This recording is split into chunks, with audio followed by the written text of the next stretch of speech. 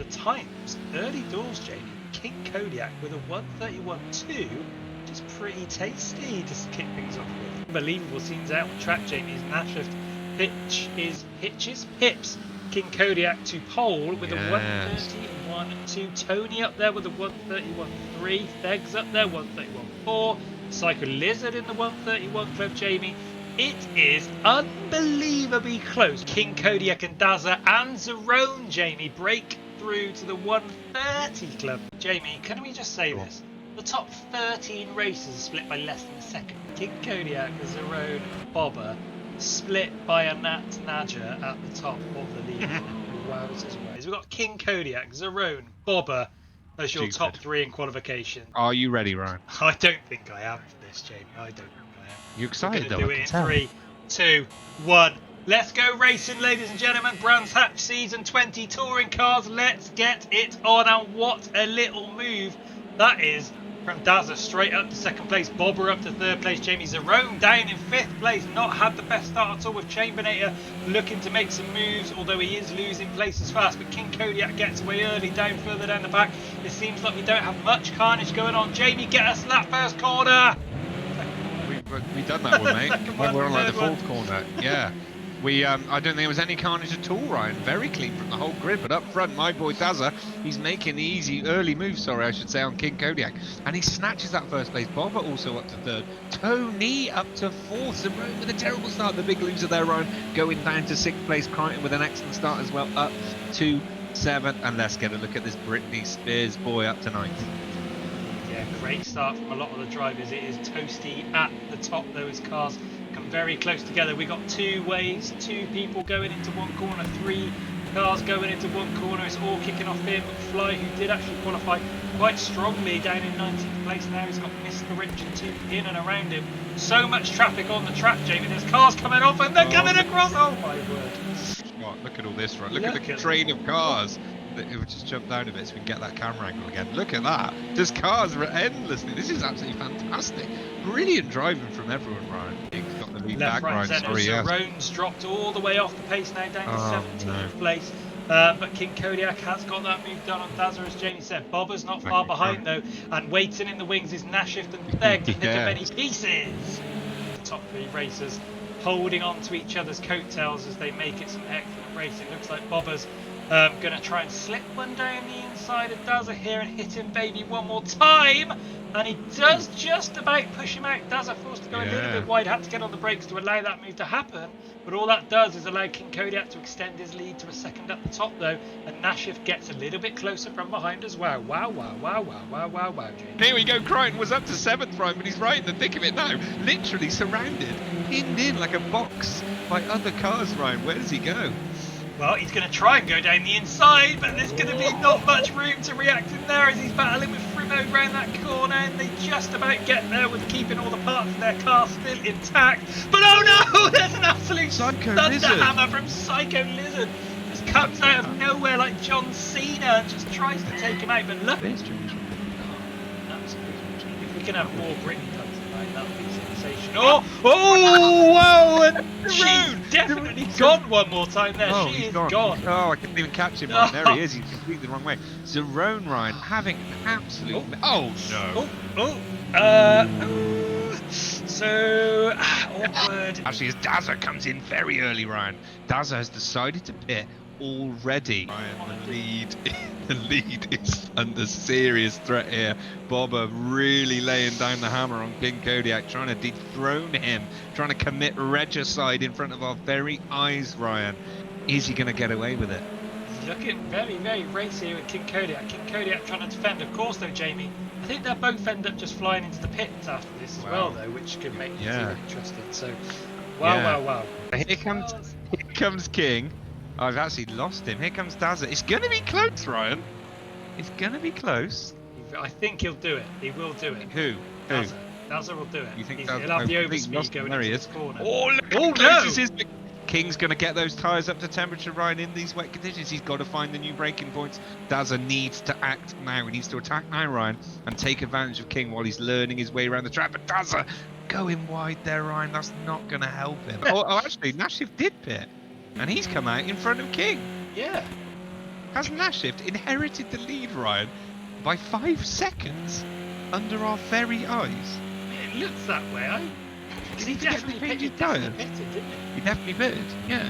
King, Ryan, he's clawed that gap down to Nashift. He's absolutely on the rampage. He's summoned his royal army, Ryan, and he's marched out to lay siege to the lead of Nashift, and he's making a great job of it so far.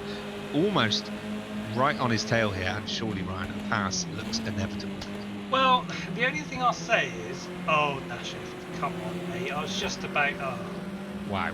So, I mean, I literally couldn't have built that up more. Here comes Nashift, though. He's lost that second place to Dazza, Ryan. But he is clinging onto his coattails. He's got about 3.5 seconds to Bobber behind. And then Theg having an absolute stormer, Ryan. We called him out earlier. Having a fantastic race again. Up into 5th and looking like he's holding that 5th place. Good news, though, Ryan, for Nashift is he's been passed by Dazza, but he's not fallen away like he did with the King. He's actually clinging onto the back of him for several laps and starting even to ease back in and put a little bit of pressure onto Dazza now, Ryan. That's basically fair. Absolutely fair. Absolutely, yeah. Toby Owen, though, making a cheeky little move on our fans' favourite, Ethan, getting the move done on the Ethan's going to have a right go back, and he just shrugs him off and says, "Get out of here, Toby Owen. Don't be bringing those weak moves in my yard." And Bobber, though, Ryan, here he is. He has now caught up with Nashift, who's dropped a few seconds, as we mentioned. And now this battle for the final podium position is on with 19 minutes to go. Bobber looks like he wants it, Ryan. King Kodiak, you have to say, driving an unbelievable race, Ryan. Been so consistent, claimed the lead early doors. He's held it ever since, through the pit stop phase, and he's marshalling and monitoring that gap very well to Daz of around 4 seconds, 4 to 5 seconds up and down. So, really strong race from the King so far. He's going to give it a good go. He's got a back marker there in front of him to mix things up, which I know you're a big fan of. When back markers get involved in these battles, it's going to be a bit tight for Bobber. Yeah, I was thinking, are you sure about that, Bobber? But he's gone for it, Ryan. He's just about got away with it. Yeah, I think that's a spot on observation of him, Ryan. He's definitely developing, getting used to league racing, I think, a bit more. Definitely got the pace. Maybe seems just off the absolute pace of some of the guys at the top, but very consistent at the same time, although, as I say that, he runs slightly wider, loses the place, of course. Yeah, this is shaping up to be a good battle, actually. Jimmy not too far behind as well, so maybe if these guys are fighting, he'll have the opportunity, if they're slowed down, to claw in and join in with the action. Toasty Toad suggesting there's some plants in the audience. Oh, no! Oh, Bridge, that's not what you want to do. Oh, Jago World won't be happy with that at all. Oh, I was just going to say, I bet Jimmy's got a run on him here because he was not far behind. And of course, Jimmy followed him straight into the grass. So super close. And here comes Bobber again, right? Nashift's got no problem really when he can keep his car on the track, right? It's the little spins that cost Nashift over the course of the season, isn't it? Oh, that puddle! We mentioned it earlier. That puddle is now stretching all the way across the track, just about, and it caught them out a little bit there, Ryan. Nashift getting a bit lucky, and Bobber having nowhere to go there. But this battle is so close. Yeah, look at this, Ryan. It couldn't be closer. Let's get right on bumper cam. And this is how close it is. We can't go on bumper cam because he's going around the outside. Nashift surely will be able to claw that one back, Ryan. He's going to have a little bit more grip there, you'd think, but Bobber hung it out the outside. To be fair, brave from Bobber. He kept his foot in, but again, Nashift using the track, his track knowledge, knowing which corners are coming up next, to just about live another day. 5 more minutes of this, Ryan. Surely Nashift can't keep this up.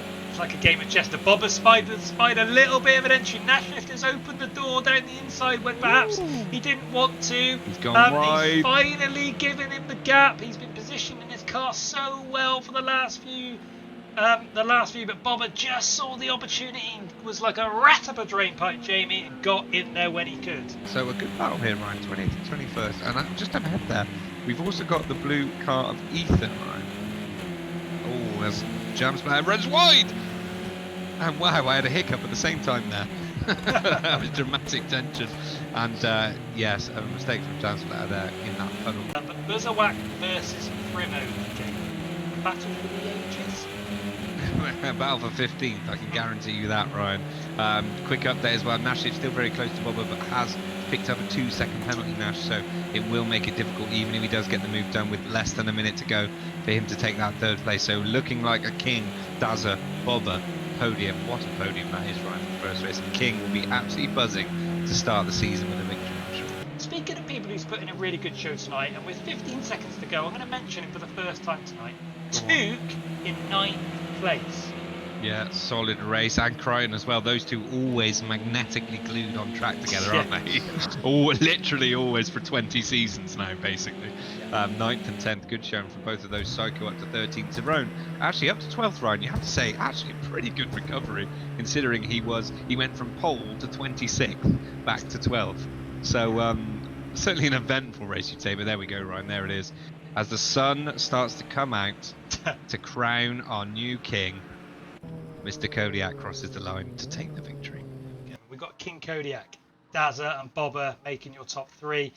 Drive of the day is a tough one tonight, as you can imagine, Ryan. I'm going to give it to Bobber, Ryan. I'm going to go for Bobber, and so he finished 3rd. He had excellent pace in the drive, had some issues with the pits, dropped a few places, but that battle with Nash, it was just so brilliant to watch, Ryan. And he was patient, he was calculated, he didn't push it, didn't rush it, didn't make a mistake, didn't damage Nash shift at all.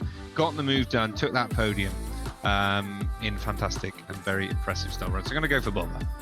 Well, there we go then, ladies and gentlemen. Driver of the day tonight is your very own Bobber, who secured himself an excellent 3rd place tonight. As Jamie said, had some fantastic battles throughout.